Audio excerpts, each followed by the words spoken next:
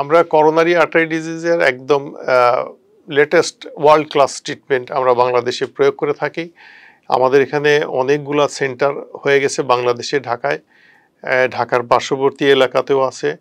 এবং যেটা latest symptom দুইটা পদ্ধতিতে ভাগ করছে, একটা প্রাইমারি পিসিআই আর একটা হচ্ছে ফার্মাকোইন প্রসিজিওর। তো যে সমস্ত দেখা যায় আমাদের তো জ্যামজটের, পৃথিবীর সব দেশেই জ্যামজট আছে, আমাদের দেশেও আছে। দেখা গেল যে এমন একটা লোকের বুকে ব্যথা হয়েছে প্রচণ্ড, ডায়াগনোসিস হলো তার হার্ট অ্যাটাক হয়েছে। তো যে সেন্টারে তার হার্ট অ্যাটাক হয়েছে সেই সেন্টারে যদি এই পদ্ধতি না থাকে তাহলে তাকে আরেকটা সেন্টারে পাঠাতে হবে। তো যখন পাঠাতে হবে তার আগে তাকে কিছু প্রাইমারি ট্রিটমেন্ট ওখান থেকে দিয়ে দিলে রুগীটা অনেকটা সেফ থাকবে।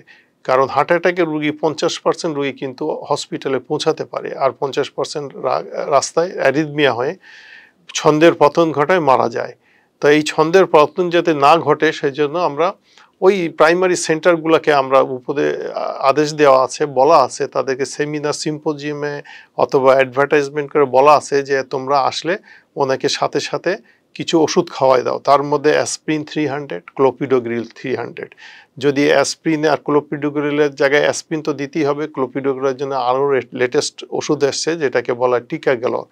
এইটা 2টা 90 মিলিগ্রামের ট্যাবলেট খাওয়াই দিল, অথবা প্রাসুরেগ্যাল বলে আরেকটা ওষুধ আছে 10 মিলিগ্রামে পাওয়া যায়, টোটাল 60 মিলিগ্রামের ট্যাবলেট খাওয়ায় তাকে অ্যাম্বুলেন্সে করে পাঠাই দিল। এখন পেশেন্টটা আর যদি এই ব্যবস্থাটা থাকে, থ্রোম্বোলাইটিক্স যেটাকে আমরা বলি, আগে থেকে আমাদের দেশে প্রচলন ছিল স্ট্রেপ্টোকাইনেস দেওয়া, এটা একটু সস্তা জাতের ওষুধ কিন্তু এটাতে 50% কাজ করে, মানে থ্রোম্বোলাইসিস 50% সাকসেস হয়। আরেকটা আছে এখন নতুন আমাদের দেশে আসছে, এটাকে বলা হয় টেনিকটিপ্লেজ। টেনিকটিপ্লেজ একটু দামি, কিন্তু দামি হলো এর কাজ অনেক বেশি, এর 90% কাজ রক্তনালী থ্রোম্বোসিসকে সরাই দেয়। তাহলে এই 90% থ্রোম্বোলাইসিস যদি করার পরে লোকটা তাহলে বুকে ব্যথা থেকে সে বেঁচে গেল এবং তার ইস্কেমিক যে এপিসোডগুলা সেই এপিসোডগুলা থেকে সে বেড়ে গেল এবং তার কমপ্লিকেশনগুলো কম হবে।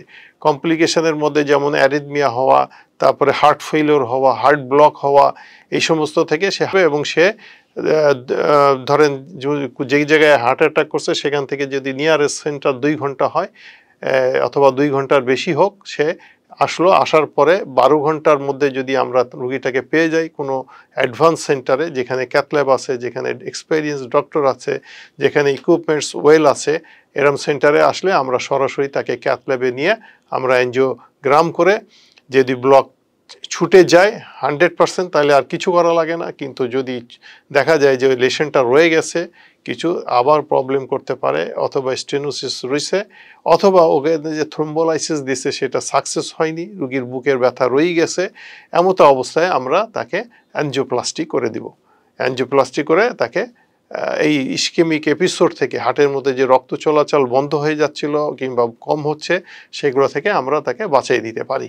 এটাকেই বলা হয় ফার্মাকো ইনভেসিভ প্রসিজিওর। আর যদি কোনো রুগী দেখা যায় যে বুকে ব্যথার সাথে সাথে তার নিয়ারেস্ট সেন্টার 2 ঘন্টার ভিতরে সে পৌঁছাইতে পারবে, তাহলে সেই 2 ঘন্টার মধ্যে অ্যাম্বুলেন্স থেকে ইসিজি করে অথবা ওই সেন্টার থেকে ইসিজি করে হোয়াটসঅ্যাপে পাঠাই দিল এবং আমরা ক্যাথল্যাব এদিকে রেডি করলাম এবং সেই রুগীটা 2 ঘন্টার মধ্যে পৌঁছায় গেল, তাকে সরাসরি ক্যাথল্যাবে নিয়ে গিয়ে আমরা তাকে এনজিওগ্রাম, পরবর্তীতে অ্যানজিওপ্লাস্টি করে দিলাম এবং রুগীটা তাহলে হার্টের মাসেল একটুও ড্যামেজ হবে না, 100% হার্টের মাসেল ভালো থাকবে।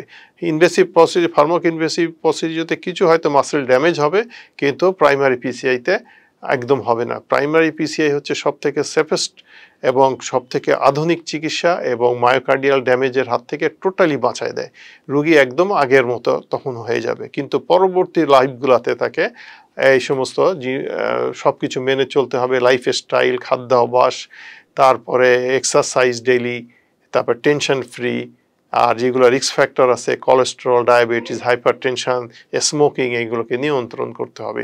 তাহলে রুগী আর কোনো প্রবলেম দেখা দেবে না এবং মাঝে মাঝে ডাক্তারদের শরণাপন্ন হবে যে আমি ওকে আছি কিনা, এবং মাঝে মাঝে ইকো ইটিটি টেস্ট করবে বছরে একবার যে আমি ওকে আছি কিনা। এইভাবে করলে he or she will be good, ভালো থাকবেন।